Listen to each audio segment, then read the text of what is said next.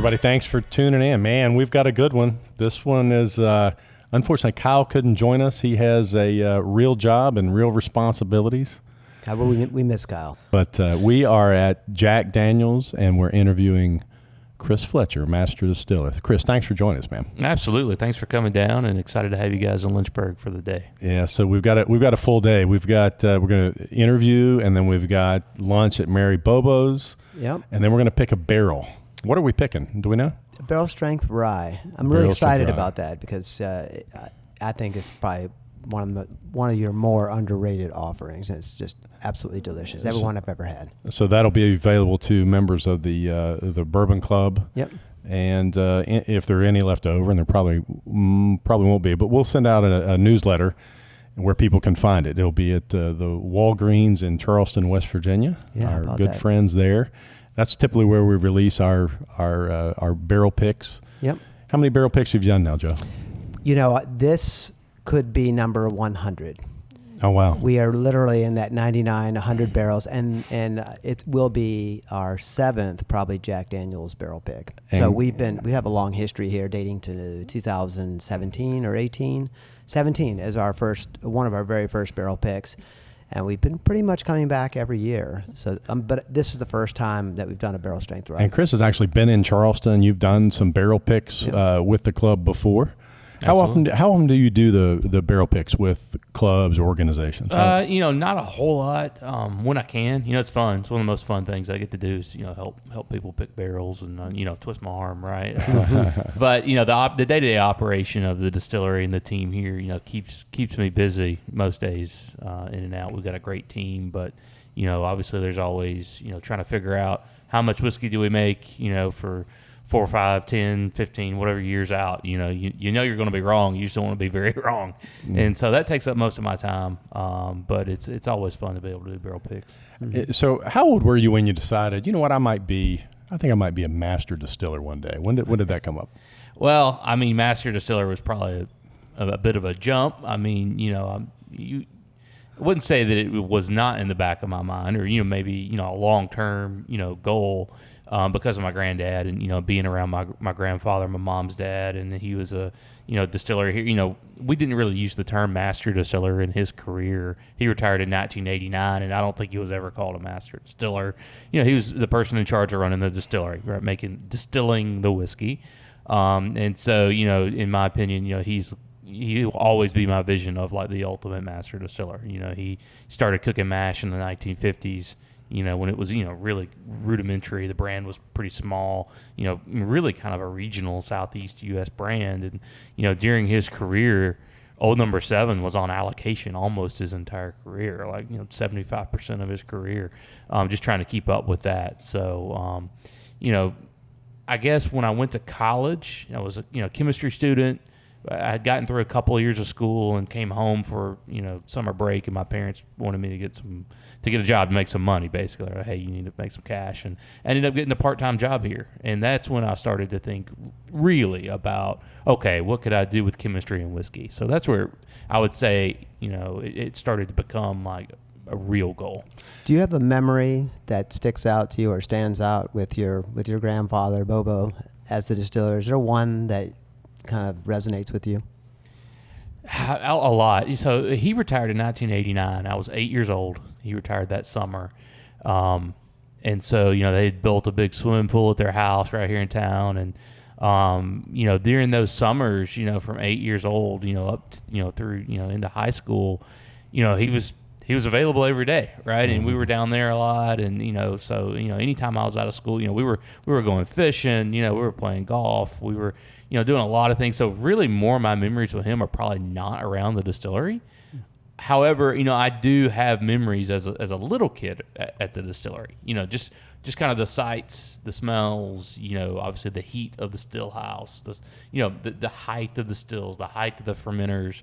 In those fermenter rooms, the flooring was just metal grate, so you could see through. You could see straight down, and it would probably be about a 30 to 40 foot drop. And, when you're 5 years old, that might as well be the top of the Empire State Building. You're like, oh, man, I'm way up here in the air. So, I remember those things.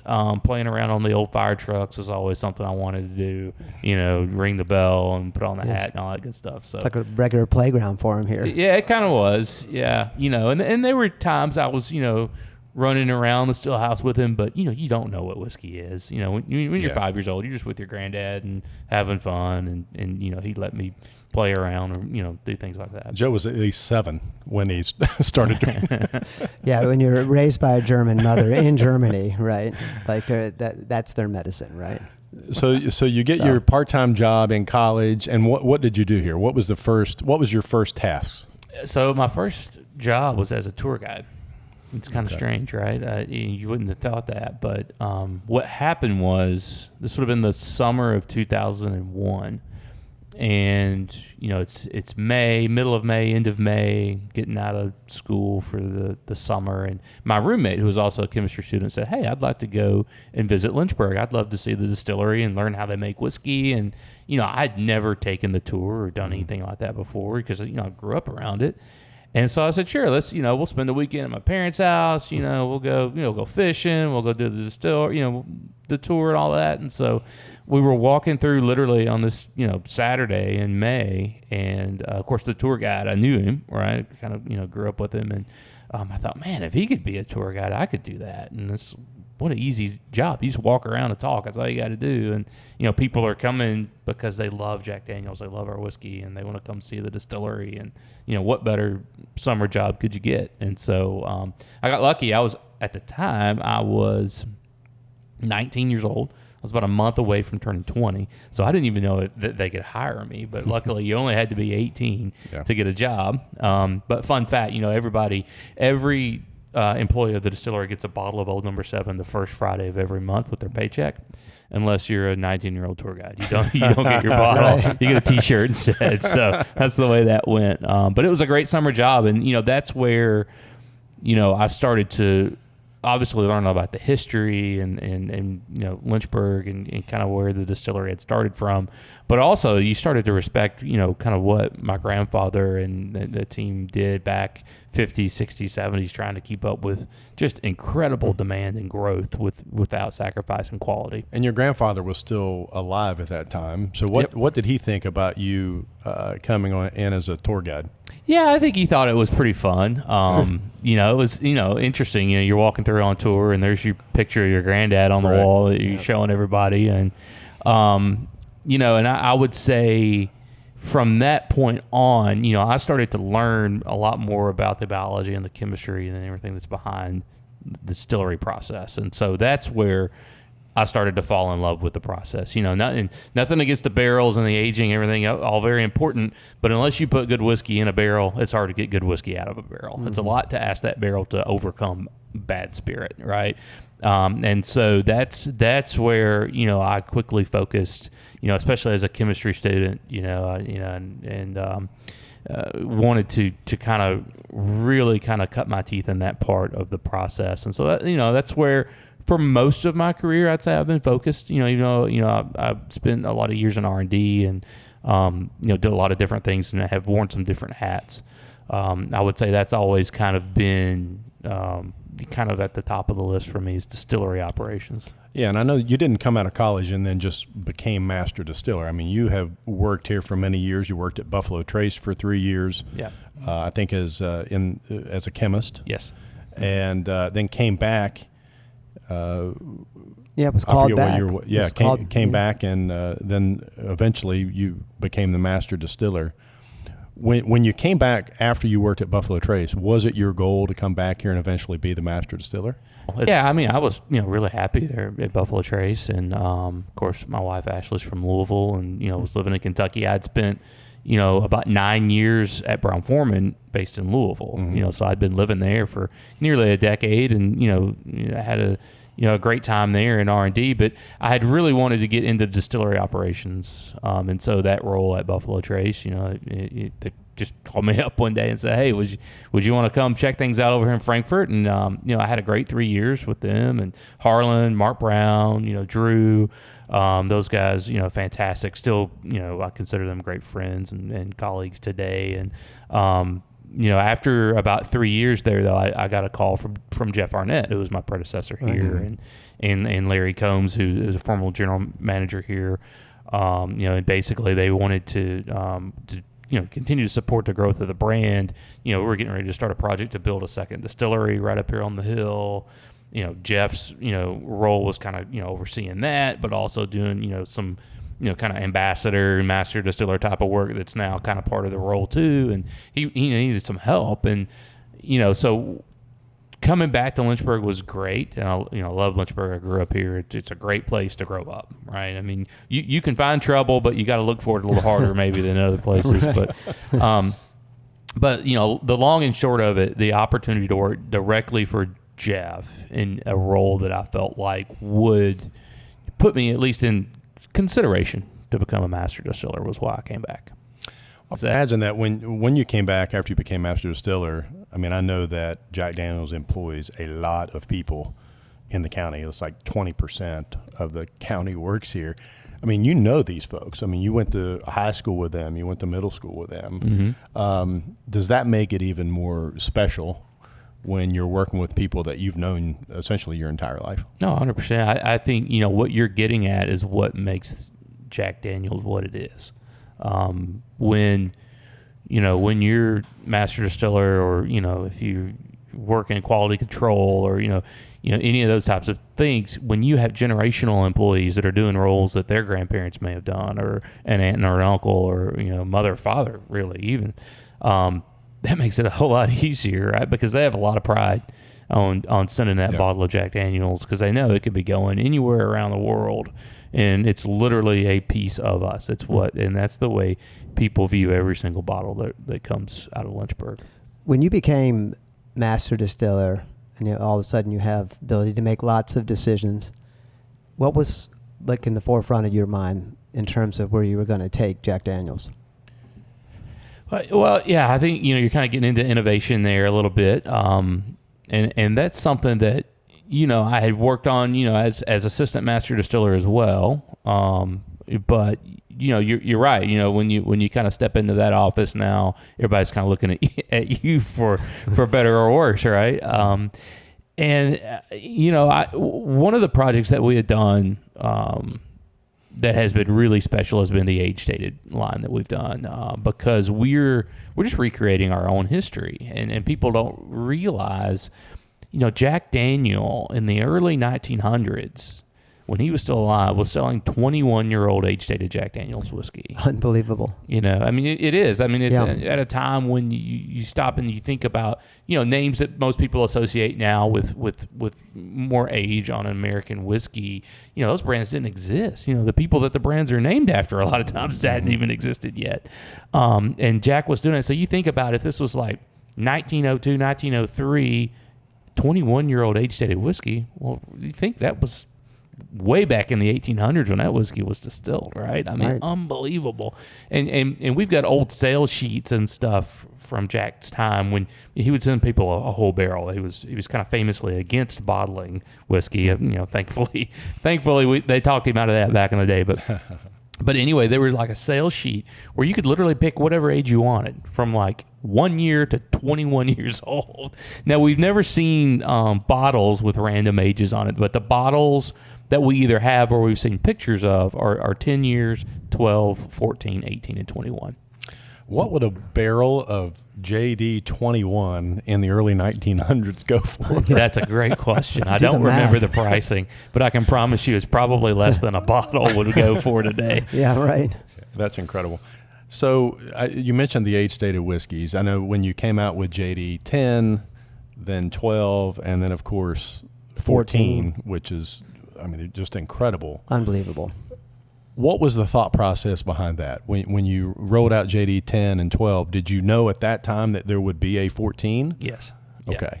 And so that was always the goal, to recreate our old marks. It's about recreating our history. And so now the next goal is to hopefully get an 18. Okay. Oh boy. Now we've got to get it there, and it's got to stand up. But when we did batch 1 of 12, and I immediately knew, okay, 14 is going to work, right? Yeah. And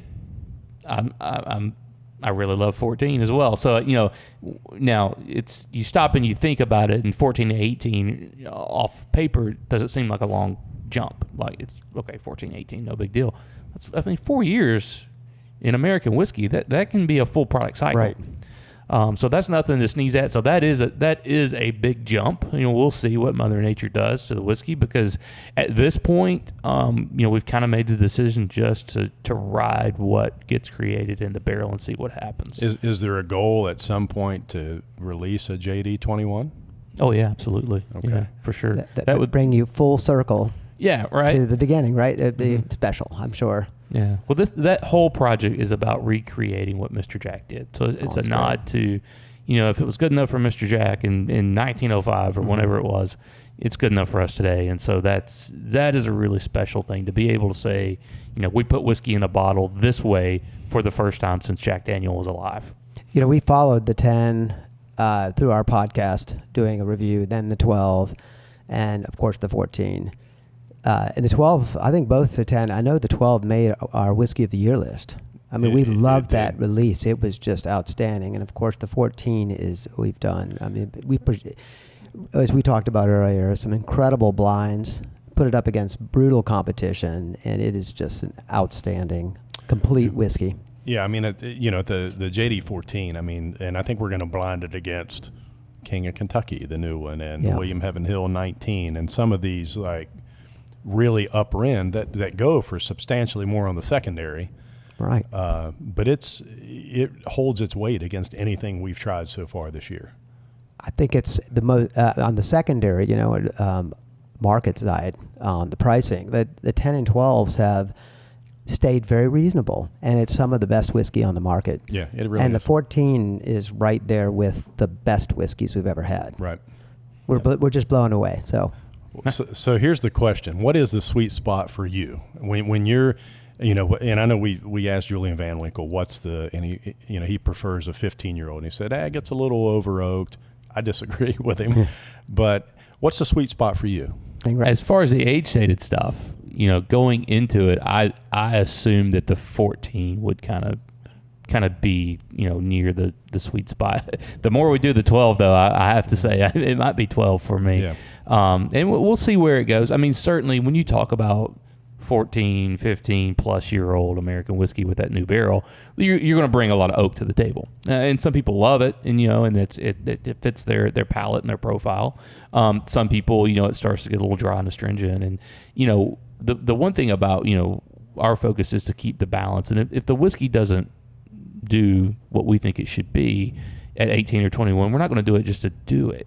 However, I think based on what we've seen so far in doing this, and we've moved these barrels and put them very low in warehouses, and to really slow this down and prevent further extraction and evaporation and things as much as we can. And so we're going to every length we can do and pulling every lever we can pull to make sure we maintain that balance. But our whiskey, our yeast strain just creates a really sweet kind of fruity estery spirit. That's part of our secret. Is it's not a secret at all, but that yeast, if allowed to perform the way we want it, and we can control it in fermentation the way we can control it, it creates this really unique, fruity, sweet estery profile. And I think that, kind of combined with the barrel that we use with a pretty heavy toast on there, and kind of a medium char, that enables us, I think, then to go, really high proofs, really big and bold, like we do with some single barrel stuff. And then also, not quite as big and bold, even though 14-year-old was, 126 last year. And that will continue to be a barrel strength product, but it's going to fluctuate. And there's going to be pretty significant fluctuations because, we might dump 100 or 200 barrels. It sounds like quite a bit, but you got to think the yield on this, you're not getting but 7 or 8 cases a barrel. Mm-hmm. So that's actually not a lot of whiskey. And so, year on year, part of the fun is going to be seeing the change that you're going to do. You'll have some that'll be really close together, but then you're probably going to have some that are going to be pretty far apart. We haven't talked about cooperage, and we recently did a proof positive, we call it, on your Heritage Barrel release, and it's on my whiskey of the year list. I fell in love with it. I liked it when it was a special release over those 2 years, and so have you put off enough barrels that you'll be able to make this a permanent line? And maybe tell us a little bit about the cooperage that went into that, because that really is a very unique Jack offering. Yeah, absolutely. And so that focus, there's a lot that kind of goes into that. And if we're going to do, kind of our toasted barrel whiskey, which we refer to as our heritage barrel, we want to maximize that in every single way. And so a standard barrel for us, every barrel that comes in that we're going to fill is going to get about an 11 to 12 minute toasting, which is a slow heating process over what we call a heat pod, that will radiate heat from the inside of that cylinder. And the heads have not been put on the barrel yet. And so that toasting will brown the inside, kind of like this tabletop here that we're sitting at. And so, you're going to start to, caramelize the wood sugars. You're going to start to degrade lignin and hemicellulose and things that are going to pop off the vanillins and whatnot. All those kind of, butterscotchy, graham cracker, marshmallow kind of notes that you get. And then only a flash char. And of course, obviously, we have to have a new charred oak barrel to be Tennessee whiskey. But we only char it just for a few seconds, just to make sure it is charred, but not to degrade that toasted surface that we've doubled now 20 minutes plus, right, instead of the 11 to 12 minute that we do on every other barrel. So if the whole goal is to maximize sugar extraction naturally from the white oak into the spirit, the other thing that we want to do is lower the entry proof. And, there's a lot of people that like to argue about entry proofs and things. And, I think it depends on obviously what you want to get out of it, but it also really depends on the barrel that you're putting it in. And so for us, if we're trying to maximize the sweet notes, lower entry proof, I believe, is better. We go all the way to 100, which is really low entry proof, because we want to get, if we're going to go to the length of a 20-plus minute toast, we want to get all that we can. And so, right now, those barrels are about 8 years old. We kind of set a target at 7 years. Right now, they're a few months older than that, probably more like 8. I think pretty much everything we've bottled to date has hit the 8-year birthday that I can remember. But it's going to be in that 7 to 8 year old range. Obviously that heritage barrel, the high toast barrel, 100 proof entry, and then correcting it back to exactly 100 proof, which was the entry proof. I think that gives it a weight, a viscosity, and a mouthfeel too, because of correcting it to that original entry proof that keeps it pretty special. So at what point did you know, when you were going through this process for the heritage barrel, this is the one, this is it? For me, it would be hard to stop ever experimenting to know that this is the one. Like, how did you know? And they had to set it off for, like you said, 7 years. So you're waiting patiently for 7 years. Like, at what point did you say this is ready to bottle? Yeah, well, we did some more experimental levels of this back. I think you referred to it, Joe. We did a couple of those releases, and people loved them. And just having those big confectionery notes. Most people, well, I mean, who doesn't love a big kind of toasted marshmallow, butterscotch, caramel? I mean, it is a beautiful whiskey, and so I would say that innovation is more about delicate flavors, right? You're talking about this really low entry proof. You're talking about extracting all of these confectionery notes that you can pull out of this oak barrel, and how we have to toast that really slow. I mean, 20 plus minutes of just toasting this, each barrel, every single barrel has to do this. And that's really slowing down a cooperage operation. Mm-hmm. You don't make many friends in a cooperage when you're doing that. So, but I think the end product, where we wanted it to get to was based off of those original couple releases that we did as like special release single barrel several years ago, and the success. So we knew we had a blueprint. It was just then about getting it right and reproducible for an everyday offering. And we do think it will be an everyday offering. We want it to be. We have laid down a bunch of barrels over the last 10 years or so. So we are making more. I think our single barrels, anything new in the single barrel structure, people get really excited about, because they do think everything could be limited. and look, this is not like something you're just going to turn on immediately today and have 100,000 cases. But our goal is to continue to build it. We will continue to build it, and so you should be seeing that more regularly. And it's very distinct from other, distillery toasted, Right. barrel offerings where they're finishing Okay. in toasted barrels, right? They're taking 6-year juice, finish it for a year or two or whatever it might be. I mean, this is entering the toasted barrel day one Yeah. and aging 8 years, as you said. That really, to me, for those that want to try toasted barrel, this would put it at the pinnacle, at the top, I think, in Yeah, terms of it's a very different this flavor. is very different. It's almost strong, right? I mean, one of the things when we did the podcast on that, like I fell in love with it because I love the oak profile on it and all the different notes that you get off it.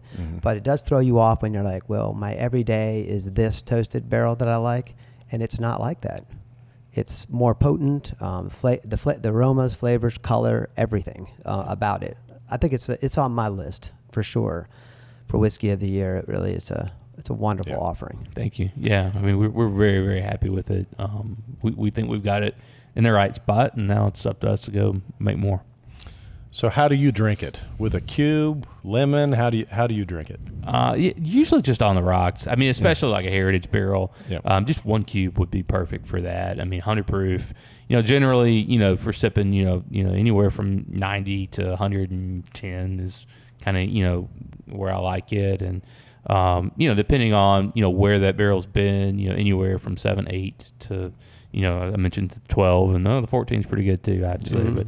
But, it just all depends on my mood. However, if it's summertime and I'm going to mix it, Old Number 7 and some good lemonade, it's pretty hard to beat, if you've been outside or out by the pool or something like that. So, we want to have a whiskey for everything. Obviously, we're a big brand. We're a well-known whiskey, and, we have to have that. We want something that's going to bring in that person that's new to whiskey, that it's probably not going to just walk into a bar and order a Jack on the Rocks. I will, but, somebody, that just maybe hasn't gotten into whiskey yet or just thinks it's going to be harsh or burn or whatever.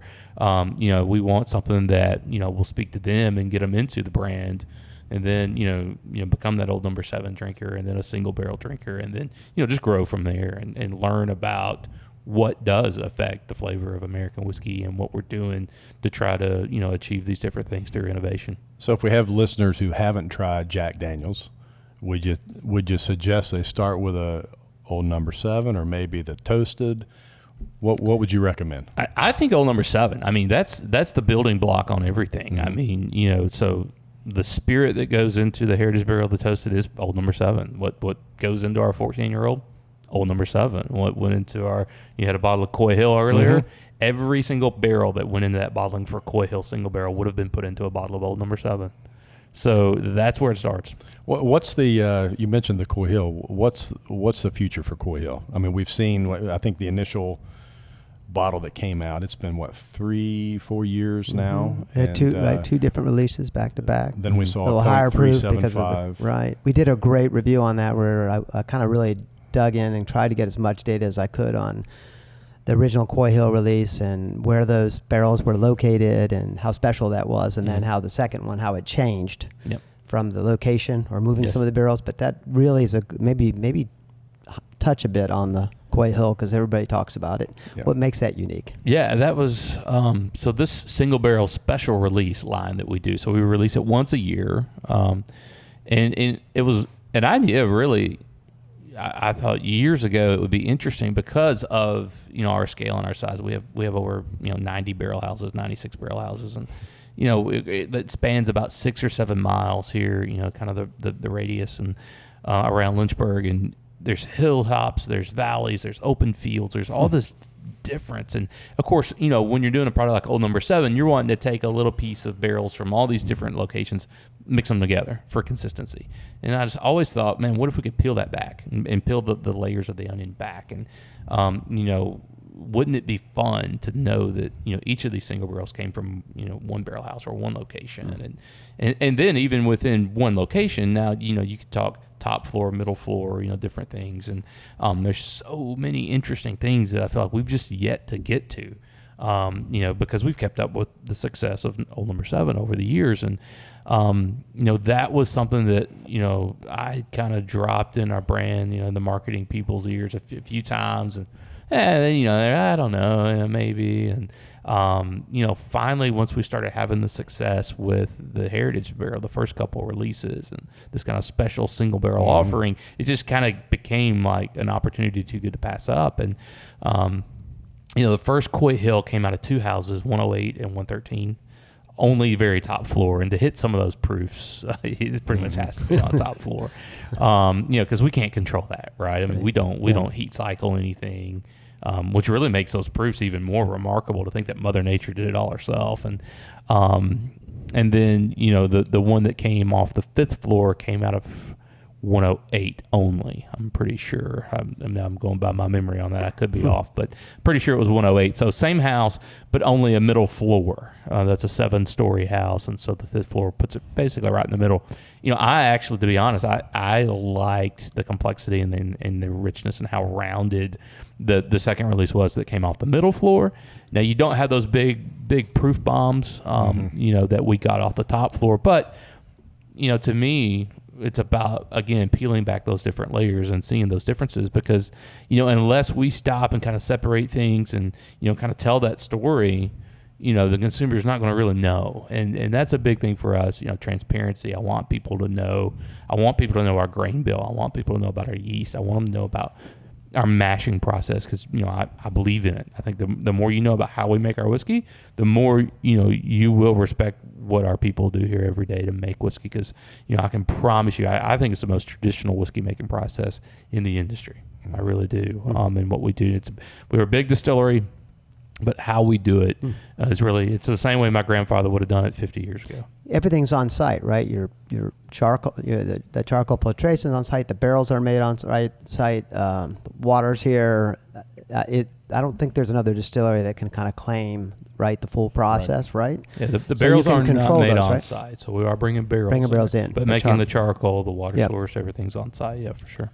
So what is the oldest barrel you've tasted here, and what is the highest proof that you've tasted here? The oldest barrel right now, I'd say, is probably 16 or so years old, that we have in inventory, or right at it. And then the highest proof, when we did that original Coy Hill release, there were a few barrels that they didn't have enough liquid left in them to make a single barrel. And so that tells you the proof's going to be pretty high. But right at 160. I think it was 159.9, which that's I've never seen, with 125 proof entry, of course, is the max. Standard 53-gallon, wine gallon barrel. No cycling of a barrel house like I mentioned. So to imagine how Mother Nature concentrated that proof point from 125 to 159.9, I think was actually where it was. That was pretty ridiculous. How much of that was there? Very little. I mean, a gallon or two maybe. Yeah. And what we did was we took those barrels and made some different batches of, anywhere, I think, from I don't know, maybe 5 barrels to 50 barrels. And, each batch, resulted maybe in a total of about 1 barrel that you would get out of a normal single barrel. And the highest proof that made it into the bottle was a 155 and change. Oh, wow. I haven't seen anything north of 144 or something like that. It's amazing. Yeah, for sure. I think that the peak on the first Coy Hill release single barrel was about 148 maybe. Wow. Yeah. And then when we did, we came back with a small little 375. Right. We tried to get as many bottles as we could physically make in the small bottles. We just sold them here at the distillery because it was such a small release. That was year 2, right? That you did 3 summer or year 3? That was probably the third Coy Hill release, but that was a different way because we were batching. Yeah, it says small batch on the label. Right. You ever wonder on those? There were 375s compared to the single barrel on the gift shop here. Right. Yep. Yeah, 155. I think there was a 153, and then I think the lowest one was still in the 140s. So what did you think about the 16 year when you compare it to the 14? Was there a noticeable difference? I mean, a little bit. The proof points are varying a lot because we're moving all these down on the very bottom floor. Right. So you might get a barrel where the proof is, when it's been 7 or 8 years on that top floor, you're in the 130s, maybe even 140s.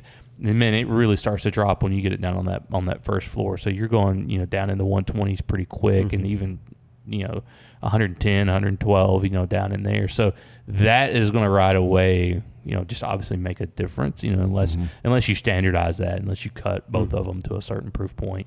I would say, right now the biggest difference that I've seen has been just the proof variation.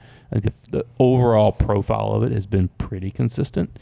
You'll get kind of just some natural differences in, just the amount of oak and astringency and kind of the finish especially.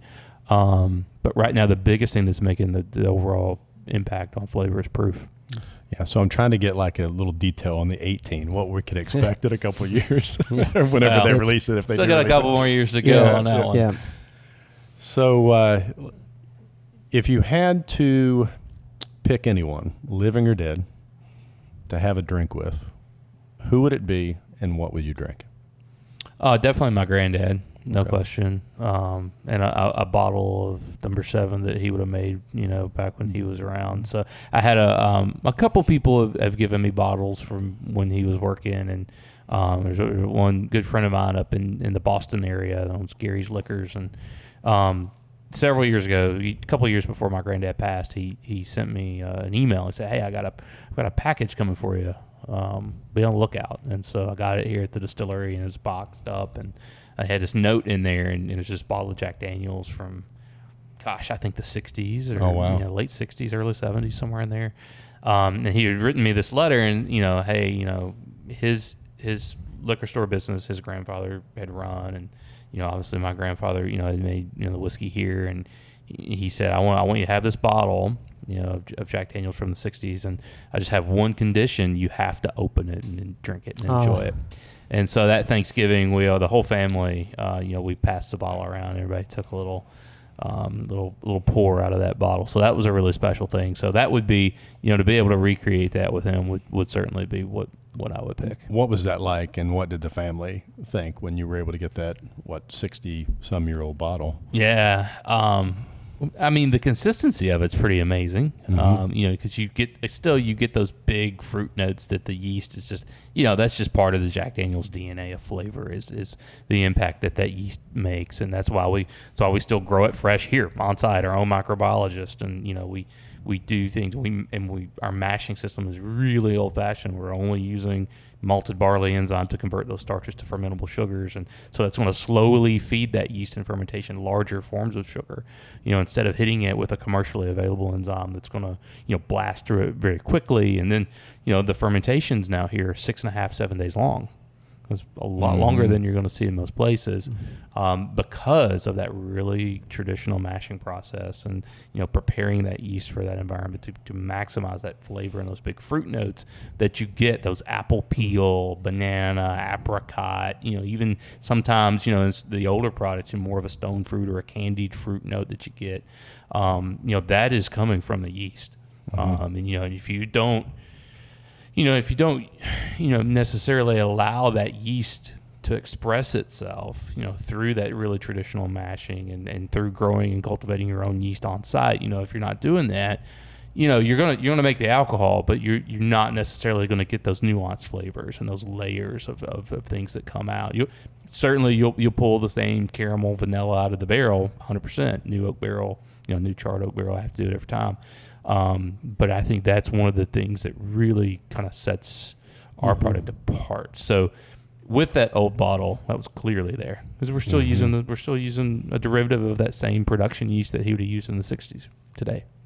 Wild. And was it consistent with? I mean, if you compared a bottle that your grandfather had distilled compared to what you're doing now, or the numbers, was it very similar? Very similar. No, I mean, not identical. I mean, there had been some oxidation for sure. A little evaporation is going to happen.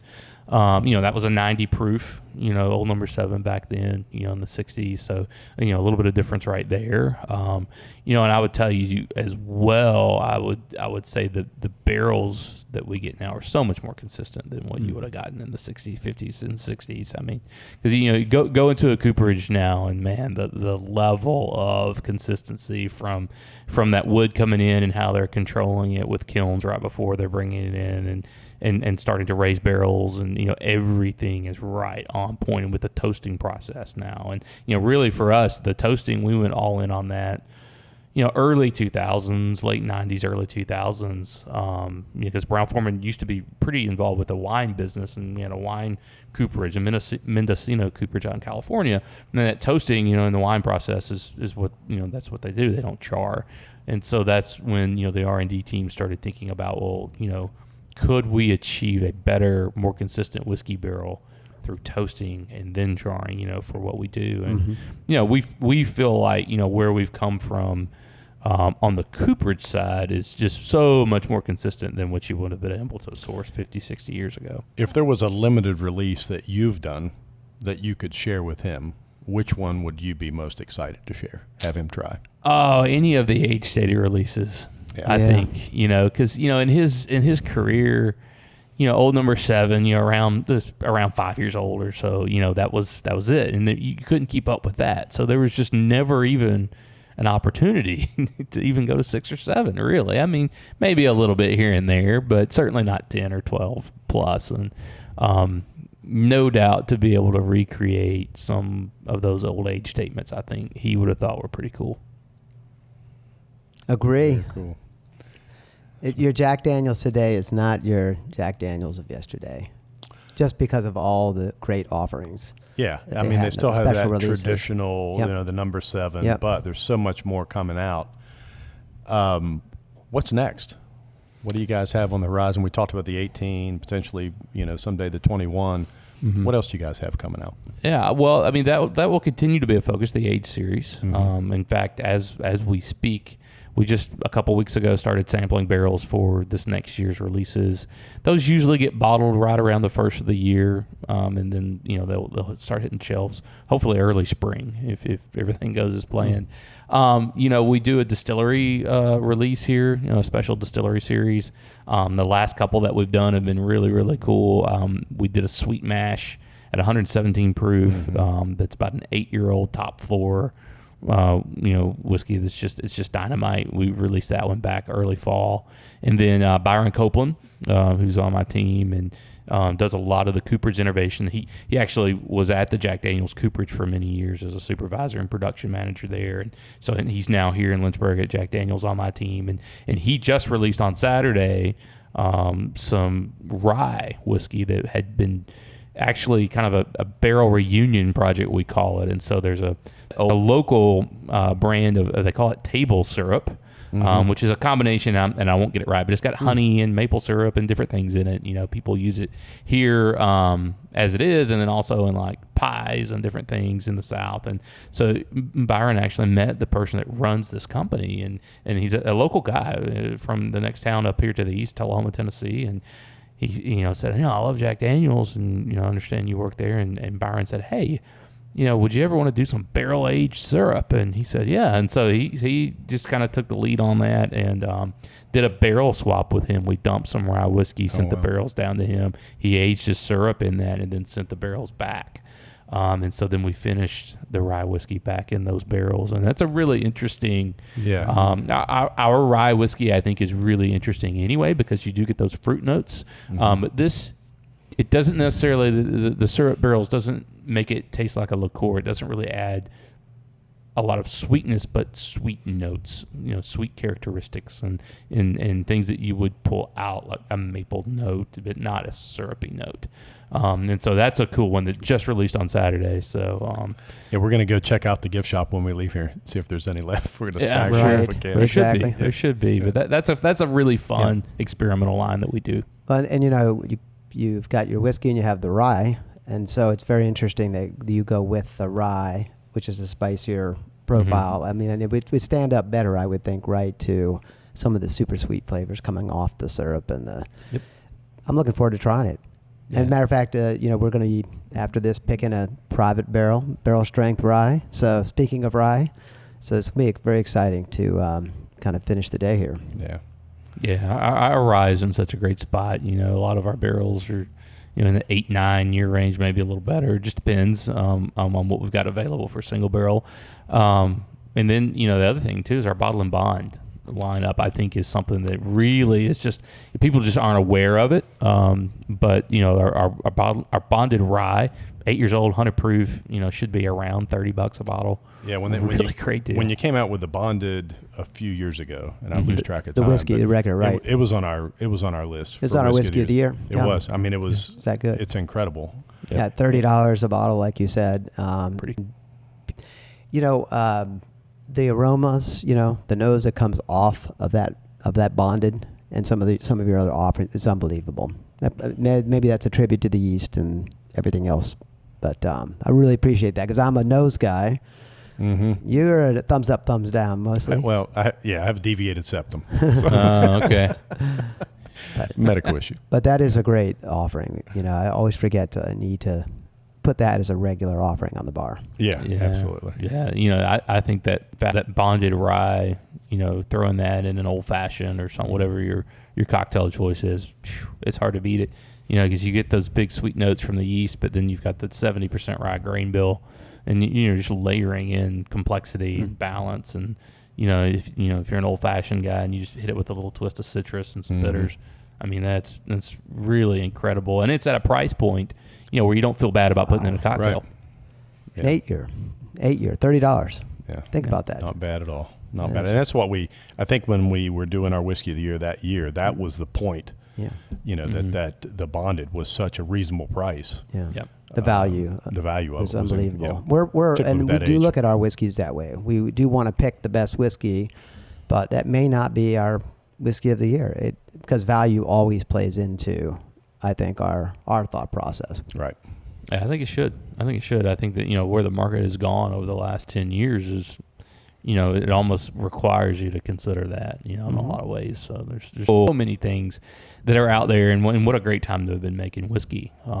But to me, it makes it all the more important to talk about where it's made, how it's made. The yeast, the mashing, the barrels.